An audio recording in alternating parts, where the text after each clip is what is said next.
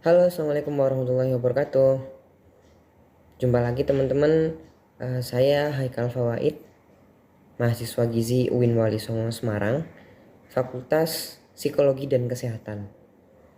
Jadi, tugas saya pada saat ini adalah untuk mempresentasikan hasil tugas proposal saya di mata kuliah metodologi penelitian. Pada mata kuliah metodologi penelitian di fakultas saya, bentuk tugas akhir atau tugas utama pada mata kuliah ini adalah selesainya penulisan proposal atau sebagai contoh penulisan proposal. Hal ini tentunya akan berdampak baik untuk mahasiswa akhir nanti karena dari selesainya tugas ini tentu untuk penulisan proposal skripsi akan jauh lebih mudah. Karena saat ini kita sudah mengalami contoh penulisannya. Kayak gitu.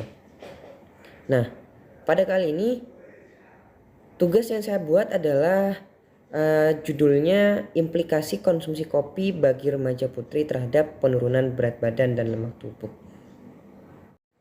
Oke teman-teman, kita masuk kepada bagian yang pertama. Kita harus kenalan dulu dengan apa yang akan kita bahas. Jadi pada kali ini kita akan membahas tentang berat badan dan juga lemak. Nanti kaitannya adalah dengan konsumsi kopi. Nah, Indonesia yang merupakan negara berkembang tentu memiliki beberapa permasalahan gizi. Yang paling banyak tentunya adalah permasalahan gizi pada gizi berlebih. Dalam artian sudah di atas status gizi normal. Jadi ada overweight, juga ada obesitas. Nah, kenapa hal ini bisa terjadi? Karena belum adanya kontrol terhadap kenaikan berat badan. Berat badannya tidak dikontrol, pola makannya tidak dikontrol, jadi semuanya tiba-tiba naik. Nah, ketika sudah pada tahap obesitas ini yang parah, teman-teman. Jadi orang yang obesitas nanti akan gampang terserang penyakit. Penyakit tidak menular tentunya. Seperti penyakit jantung, tiba-tiba gagal jantung karena serangan jantung. Itu kan penyakit-penyakit mematikan gitu. Nah, hal itu orang-orang dengan status gizi obesitas jauh akan presentasinya jauh di atas orang-orang yang berat badannya ideal untuk terkena penyakit-penyakit tidak menular tadi. Nah, di Indonesia dari tahun 2007 sampai 2018 menurut Riskesdas itu kenaikan angka presentase obesitasnya sungguh luar biasa. Jadi awalnya hanya di atas 10% dari berpuluh juta penduduk Indonesia, di tahun 2018 sudah di angka di atas 20%. Hanya hitungan 13 tahun. Nah, bahkan ada salah satu ilmuwan yang mengatakan bahwa untuk angka obesitas di negara berkembang dan negara maju setiap tahunnya akan semakin bertambah, bukan menurun. Hal ini yang harus kita cegah, teman-teman. Jadi kita harus usahakan angka obesitas ini minimal tidak bertambah. Kalaupun boleh akan ada penurunan.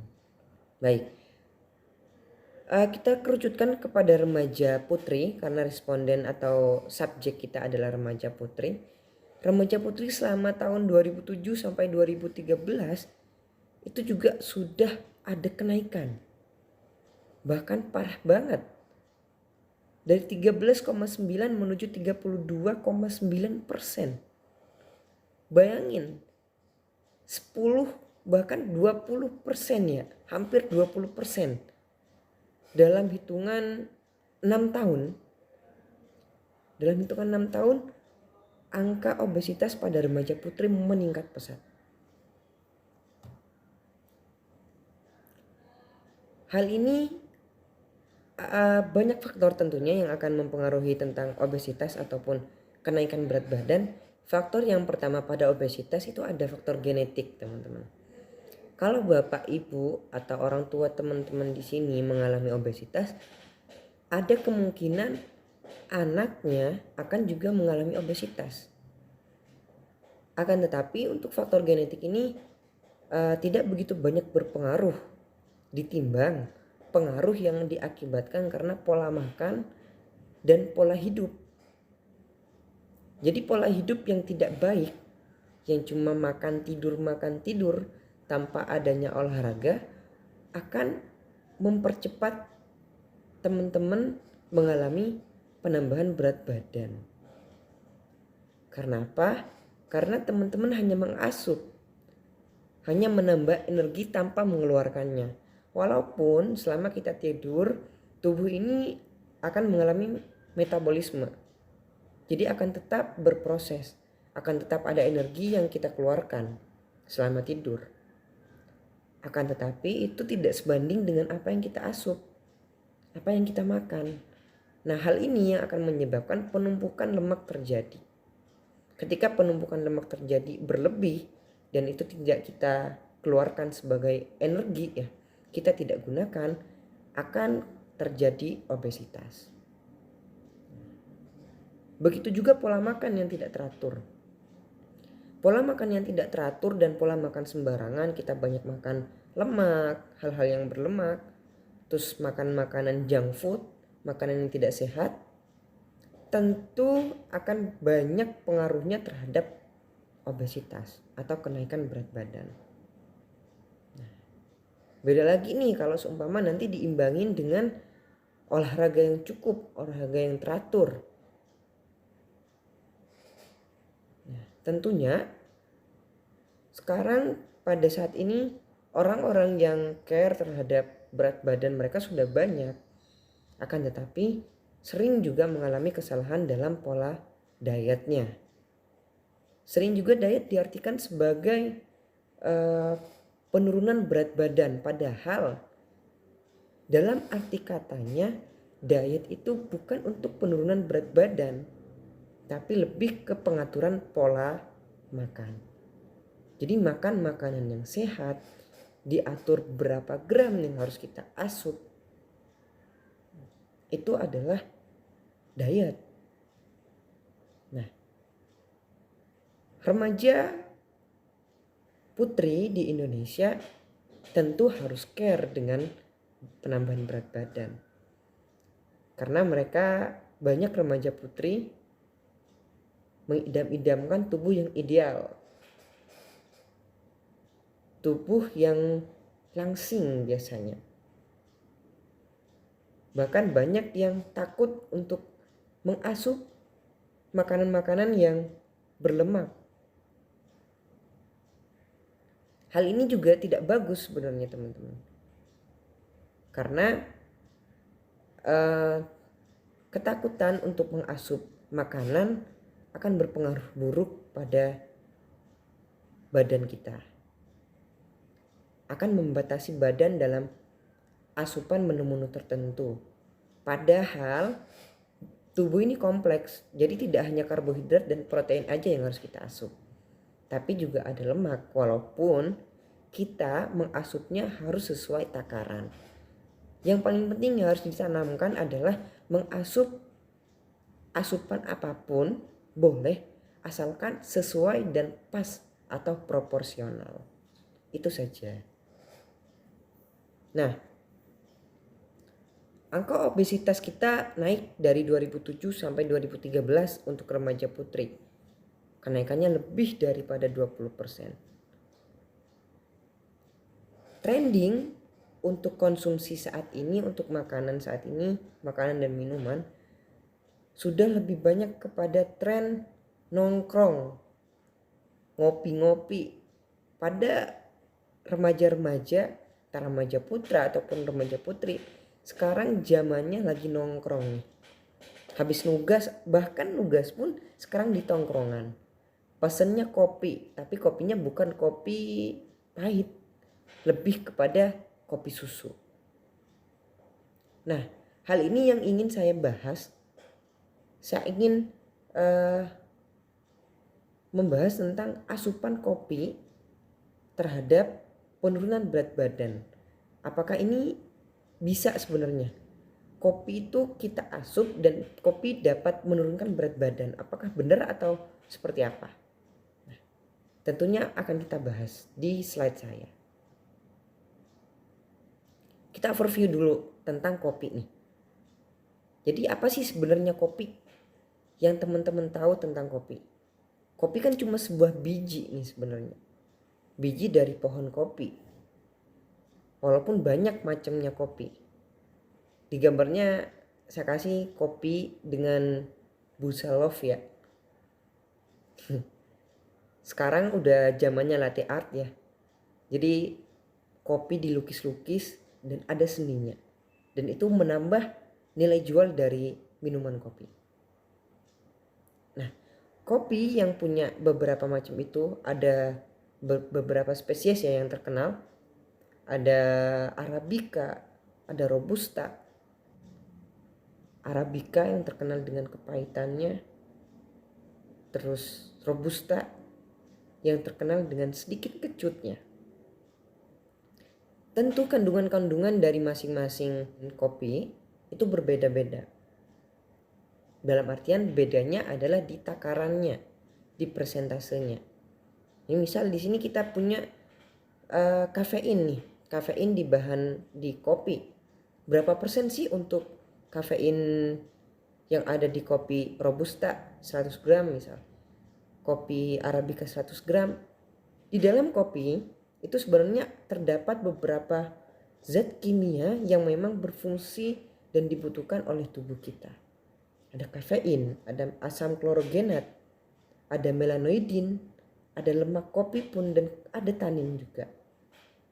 Yang akan kita highlight pada presentasi saya adalah pada asam klorogenat, teman-teman. Jadi asam klorogenat itu nanti dia akan membantu proses metabolisme lemak dalam tubuh kita. Jadi akan mengurai lemak. Lemak yang ada di tubuh akan diurai oleh asam klorogenat yang ada di kopi tentunya.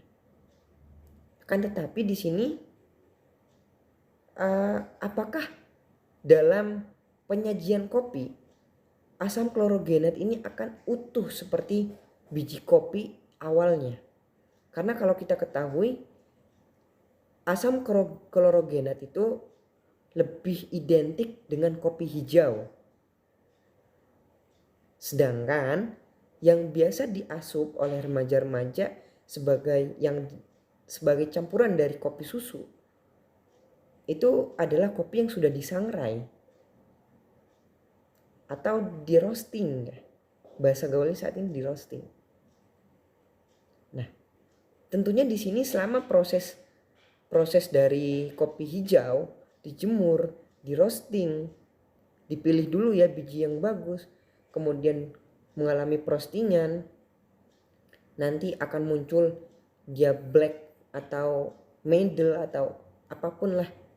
Nanti proses keluarnya asam klorogenat ini akan mengalami penurunan. Jadi kalau semisal nih kandungan awal di biji kopi adalah asam klorogenatnya sebanyak 30%, kemungkinan yang akan terjadi setelah selama proses penyajiannya itu sekitar 10%. Jadi sepertiga bahkan. Nah, untuk menanggulangi hal itu tentunya kita bisa uraikan dengan cara penambahan massa dari kopi itu. Yang kita butuhkan adalah asupan sebanyak apa sih sebenarnya untuk membantu mengurai lemak tubuh kita. Oke. Di sini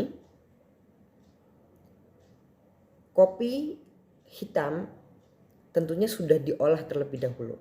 Dari biji kopi akan mengalami proses pengolahannya dulu, tentu akan dipilah dan dipilih mana biji kopi yang baik dan mana biji kopi yang terisolir.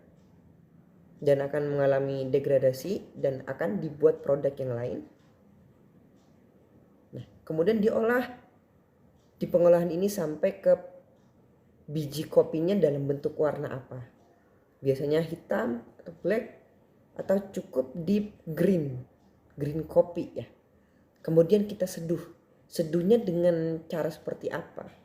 Sekarang banyak modelnya, ada V60, ada Americano, ada kopi latte dan lain semacamnya. Itu proses penyeduhan di situ. Kemudian habis itu kita konsumsi kan otomatis. Nah, dikonsumsi kopi ini dalam skala untuk setelah proses penyeduhan itu asam klorogenat itu bertahan seperti apa sebenarnya.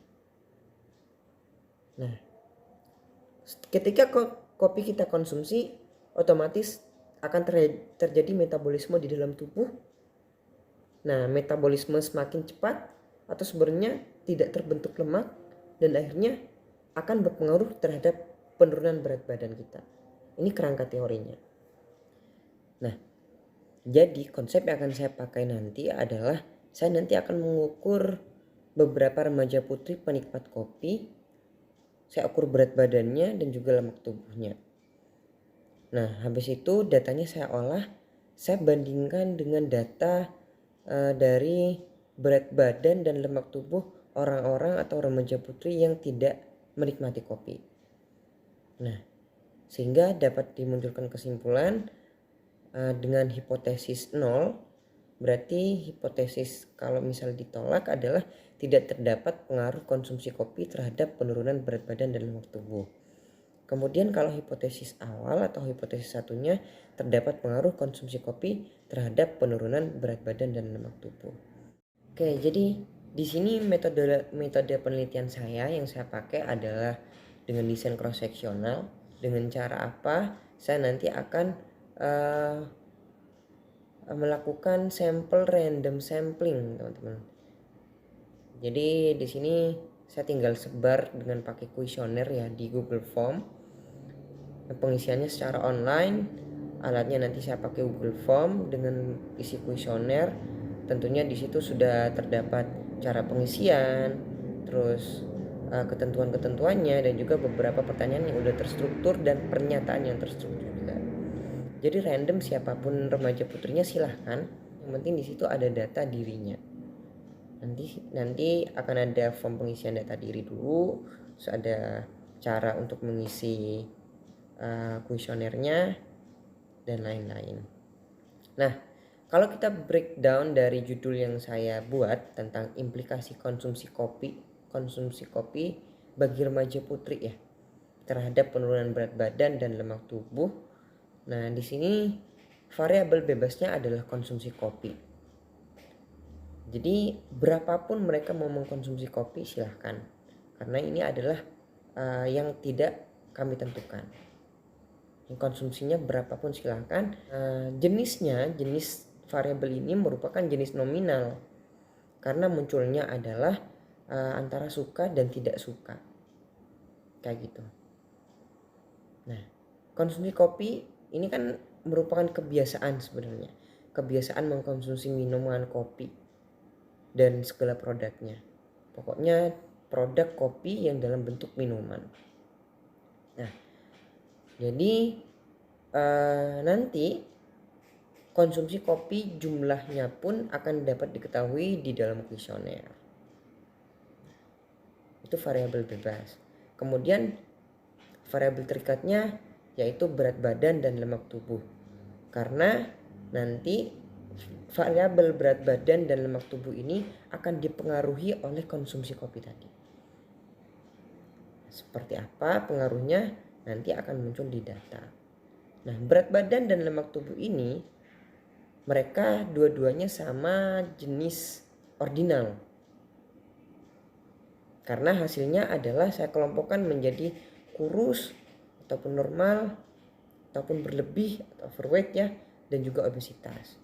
Itu untuk berat badan. Dan untuk lemak tubuh sendiri itu ada normal dan berlebih.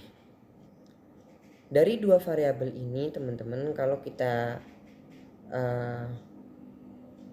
telusuri lagi, untuk penelitiannya, data penelitiannya ini termasuk pada penelitian kualitatif